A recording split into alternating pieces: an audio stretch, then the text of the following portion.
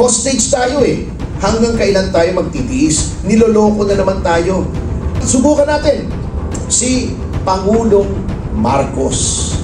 Kung babasahin niya ulit yung 4,000 pages katulad ng iniyabang niya last year na binasa daw niya, tignan natin kung ibibito niya yung insertions. Kung hindi niya ibibito yung mga insertions na yan, isa lamang ang kahulugan. Siya yung, hindi lamang siya kasabwat, he is the one behind this one kasi gagamitin na naman nila na panuhol sa impeachment ni Vice President Sara Duterte. Sapagkat natakot sila na may outrage ang publiko, baka hindi na sila makapanuhol sa mga nasa House of Representatives. Ngayon, pinakikita nila na it's going to be the same formula, which has been called the most corrupt budget in Philippine history. Was the most corrupt budget of the Philippines, which is the 2025 national budget. 2026 budget. Wala pong kaibahan ito sa 2025. It's still equally the same corrupt budget. There's still massive insertions in the budget. So walang difference. Pinalitan na nga yung speaker. But what happened is that it's a different dog with the same collar. Indisputable facts tungkol sa sinong pinakamaraming insertions ngayon. Yung ibang kongresista, binubulungan yung senador. Boss, dagdagan namin kayo ng bilyon, pumayag lang kayo. Kaya, Magandang umaga po sa inyong lahat, mga magulang at mga kapatid. Unang-una po, isang taus-pusong pasasalamat at sa kabila ng kitang-kita naman nating panggigipit at pagsikil sa freedom of expression ng kasalukuyang pamahalaan ay narito pa rin kayo. If only for that, you deserve the thanks of the Filipino people. Alam niyo po, etong budget na ito ay classic case of di na natuto. Parang Gary Valenciano na. Meron na noong 2025, nakita na ng mga kongresista na galit yung mga tao sa insertions, ngunit hindi pa rin sila tumigil. Pinalitan na nga yung speaker. But what happened is that it's a different dog with the same collar. At mamaya po, kung i-discuss natin, nandito sa amin, these are indisputable facts tungkol sa sinong pinakamaraming insertions ngayon. Ang ating legislatura, in spite of the Belhica ruling na itong mga ganitong anomalya ay violative o labag sa ating saligang batas, ay tuloy pa rin ang paggawa nila. Hindi po sila sumusunod sa spirit at sa letter ng Supreme Court decision sa Belhica versus Ochoa. Ano pong gagawin natin? Sabi nga, to quote the famous words of BBM, anong gagawin natin? Hostage tayo eh. Kung hindi papasa 2026, reenacted yung 25, which has been called the most corrupt budget in Philippine history. So we're caught between a rock and a hard place. These people have given us no choice to reenact a corrupt budget or to accept a budget that is equally corrupt, sabi nga ni kaibigang Jing Paras. So, nandyan po tayo.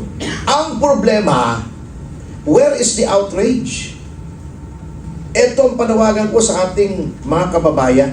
Hanggang kailan tayo magtitiis? Niloloko na naman tayo. Sabi nga, hindi dapat magkaroon ng insertions. DPWH pa lamang, bilyon-bilyon na. Pwera pa yung Department of Health kung saan napakarami ng anomalya. DOTR, agriculture, yung mga farm-to-market roads, pati sa AFP, ang daming problema. Hanggang kailan tayo magtitiis? Ngayon, subukan natin si Pangulong Marcos. Kung babasahin niya ulit yung 4,000 pages katulad ng iniyabang niya last year na binasa daw niya, tignan natin kung ibibito niya yung insertions. Kung hindi niya ibibito yung mga insertions na yan, isa lamang ang kahulugan.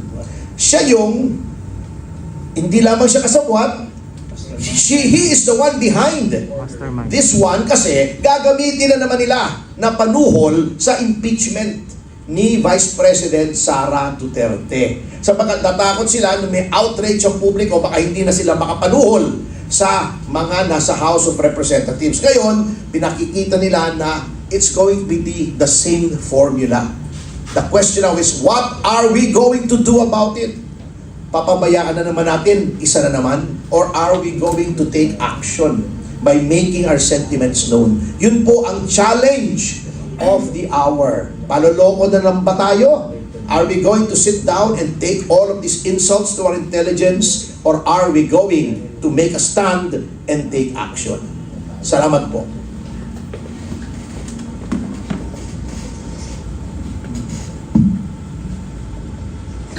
Good morning po. Para makita ng ating mga kababayan kung ano yung pinag-uusapang BICAM ngayon, bigyan ko kayo ng isang halimbawa. Noong isang taon, ang inyong Duterte Youth Party List, siya lang ang kaisa-isang nagtanggol kay Pangulong Rodrigo Duterte sa Quadcom sa Kongreso. Meron kayong 300 na kongresista sa Pilipinas at si Pangulong Duterte ay kinwestiyon ng 14 na oras sa Quadcom. Isa lang doon, pinagtanggol si Pangulong Rodrigo Duterte last November. At after nun, nung pagdating ng Disyembre, tinext kami ng DBM, Kong, tinanggalan po kayo ng 2025 budget through BICAM. Pasensya na po. Ganon kahalaga yung BICAM na nangyayari ngayon. Kung ang budget ng Pilipinas ay pinag-uusapan araw-araw sa loob ng kalahating taon, pagpunta sa BICAM, pwede kang biglang dagdagan o tanggalan ng budget. Yun ang hindi alam ng mga Pilipino. Isipin ninyo, di ba? Mula pagkatapos ng SONA ng July, August, nagre-report na yung mga departamento at lahat ng opisina ng gobyerno at pinag-uusapan na kung ano ang kailangang budget ng lahat ng opisina ng gobyerno.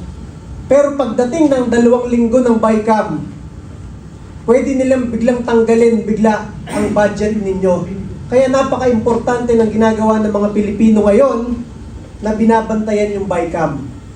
So kung ang Duterte Youth Party List na ibinoto ng halos 2.5 million na Pilipino, pinakamalaking boto ng mga OFWs buong mundo, pinakamalaking boto ng mga pulis at sundalo at tropa ng gobyerno, ay kayang tanggalan ng budget ng gobyerno ng Pilipinas, paano naman yung mga todo sipsep sa administrasyon at pinagtatanggol ang mga kabaloktotan ng gobyerno? Siyempre, ma-assume ninyo, kung tayo na nagsasalita ng matapang ay tinatanggalan ng budget, yung mga sumisipsip naman ay dinadagdagan ng budget, hindi lang milyon, kung hindi bilyon.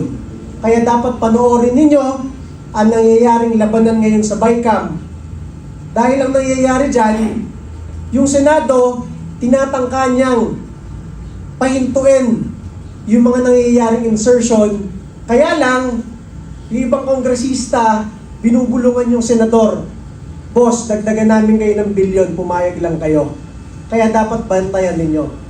And masabi ko pa sa inyo, maliban dyan, tinanggalan na tayo ng budget ng 2025. Pagkatapos nating manalo, nang hindi man lang tayo bumibili kahit isang boto, kahit wala tayong coordinator sa buong mundo, tayo ang ibinoto ng mga OFW sa iba't ibang bansa, kahit saan ka pumunta, nanalo tayo ng 3 pwesto sa Kongreso, tayo lang ang kaisa-isang opisina sa Kongreso na nagbabalik ng death penalty para sa mga plunderer at ghost projects.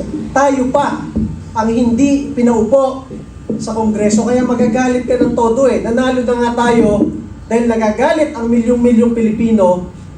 Yung demokrasyang iyon tinanggal pa sa atin. Dati pera lang ang ninanakaw, ngayon pati boto. Kaya masabi ko sa inyo, ngayong mga panahon na ito, parang pati Pasko ninanakaw sa mga Pilipino. Sino ang magsasabi na 500 pesos sapat na sa Noche Buena ng isang pamilyang Pilipino? Bumili ka ng lechong manok, 300 to 400 pesos. Bumili ka ng konting pangkanin, tapos na yung 500 pesos, yun na yun. kahit anong explanation sa atin, alam ng milyong-milyong Pilipino na hindi sapat yan. Maliban dyan sa ipinipilit na 500 pesos lang ay kasya na sa isang magandang Noche Buena, ang ibinabayad nating tax na napakarami. Lahat tayo nagtatrabaho, bago mo makuha ang sweldo, may income tax ka. Pagpunta mo sa 7-Eleven o sa tindahan, may value-added tax pa. Pag wala kang trabaho, kailangan mo ibenta ang ari-arian ninyo, may capital gains tax pa.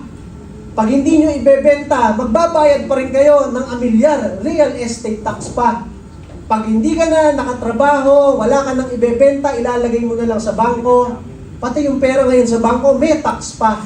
Sa napakaraming tax dito sa mahirap na bansang ito, bakit hindi umuunlad at dumadami ang magagandang proyekto para sa lipunang Pilipino? Ito ay dahil yung ating tax, almost 1/3 niyan, ay nananakaw na ng sarili nating gobyerno. Kaya kahit yung mga foreign assistance, hindi na nagbibigay ang mga iba't ibang bansa. Ang foreign direct investment, mga gusto mag-invest dito ng negosyante, ayaw na rin. Yan ang nangyayari sa ating bansa. Ang piso bumaksak, ang PSE Stock Exchange bumaksak, at sinasabi sa atin araw-araw, napakaganda ng bansang Pilipinas.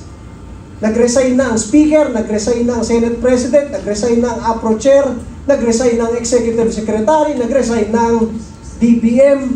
Ang sinasabi, napakadaming reforma sa pangunguna ng Pangulong Bongbong Marcos. It is under his watch, kaya nangyari lahat yan. Kahit napakalaki ng kanyang confidential fund to investigate lahat ng anomalya sa gobyerno, hindi niya alam kung ano nangyayari sa ating bansa. Kaya ang masabi ko lang po sa inyo, bantayan natin ng todo at nagpapasalamat tayo sa inyo, mga kasama natin sa social media at sa media, dahil kung wala kayo, maghihiyakan na lang ang milyong-milyong Pilipino sa hirap na dinadanas ng bansang ito. At mamaya idagdag ko pa yung isang nagpapakilalang aide ni Vice President Sara Duterte, isang abnormal na tao. Ano pangalan, boss? Ramil Madriaga, na hindi man lang kilala ng mga taga-PSG. Siya daw ang nagtayo ng VP PSG. Hindi rin kilala ng mga Duterte sa Davao. Nagpapakilala siya ang most trusted man sa Davao. Kung di ba naman talaga baliw. Mamaya po, i-discuss ko po sa inyo. Maraming salamat po. Usapang budget po ang buhay, no, ng bawat Pilipino ay nakasalalay dito sa budget na ipapasa sa 2026, coming from what has been termed and described as the most corrupt budget of the Philippines, which is the 2025 national budget. Ito pong 2026 ay importanteng usapin para ho, no, sa importante ho itong matuntunan, madinig ng ating mga kababayan. Ano po ang saloobin ng mga panelists ngayon pagdating ho sa nangyari sa usaping bicameral na sinasabi nila ay televised po, no? At tingnan ho natin, maging bukas ang ating isip, ang ating mga tenga sa usapin ngayong umaga, at sana ho ay maliwanagan kayo ano ho ba talaga ang tunay na nangyari dyan sa Bicameral Conference Committee pagdating sa 2026 national budget.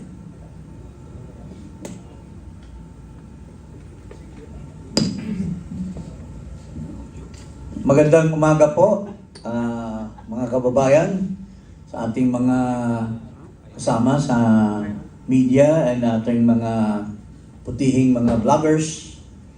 At of course, ang aking mga kasama dito sa panel, of course, my longtime good friend, Attorney Ferdy Topacio, and Ronald Cardema. Tagal ko nang kasama ito sa laban namin ni President Duterte during his time as President. Mr. Calilong, and of course, my kumpanyera, Attorney Contacto, and my good friend Rob Rances, very able, who will be our moderator today. Mga kababayan, tulad ng sinasabi na ang issue ngayon ay yung 2026 budget. Wala pong kaibahan ito sa 2025. it's still equally the same corrupt budget. If you've listened to the bicameral conference committee, although pinakita nila in public through internet, no? Makikita mo na moro-moro pa rin. Klaro-klaro yung si Gatchalian at saka yung Mika, tawag ko nga doon, sa mukha pa lang, mukhang vampira eh. Doon yung Mika, parang sinisip-sip niya yung dugo ng taong bayan eh. So, kunyari, they are opposing the changes in the budget, in the BICAM. And yet, at the end of the day, pumapayag pa rin. So, what kind of leaders we have in this country? Kaya, yun po, the PCIJ has reported that there's still massive insertions in the budget. So, walang difference.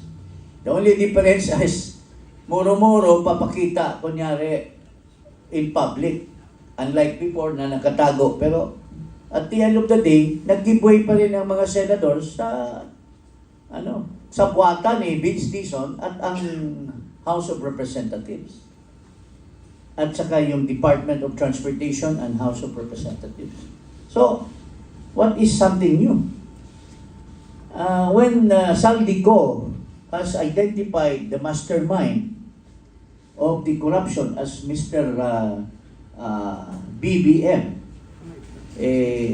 getting 25 billion in insertion and getting another 52 billion from the Alcantara scam in Bulacan, what do you expect? Will he stop, this president of ours, will he stop with his corruption? It is very reflective doon sa 2026 budget na si Marcoy Jr., siya pa rin ang konduktor ng konsyerto. Yun lang po, I'll just answer your queries later. Magandang umaga po mula sa inyo lahat.